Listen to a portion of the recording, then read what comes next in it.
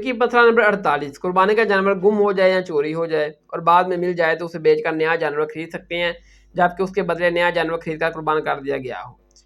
دیکھیے آپ نے قربانی کا جانور لیا اور اب وہ گم ہو گیا ہے، چوری ہو گیا، تو آپ نے پاس استطاعت ہے تو آپ نے نیا جانور خرید کر اللہ کی راہ میں ذبح کر دیا ہے، تو پھر آپ پہلے جانور سے دستبردار ہو چکے ہیں۔ یہ ایسا ہی ہے کہ اگر آپ نے ایک قربانی کا جانور خریدا، کچھ دنوں بعد آپ کو ایک اور قربانی کا جانور پسند آ گیا، آپ نے پہلا جانور بیچ کر دوسرا خرید لیا جو آپ کو پسند آیا، ٹھیک ہے، تو اگر تو آپ نے اس جانور کے بدلے کے نیا جانور خرید کر اللہ کی راہ میں قربان کر دیا ہے تو آپ پہلے سے دستبردار ہیں، جب وہ آپ کو مل جائے چاہے آپ بیچ لیں چاہے آپ اس کا جو مرضی کر لیں۔ لیکن اگر آپ نے قربانی کا جانور پہلے ہی بڑی مشکل سے پیسے جمع پونجی کر کے لیا ہے، وہ چوری ہو گیا، گم ہو گیا، اب آپ کے پاس استطاعت ہی نہیں ہے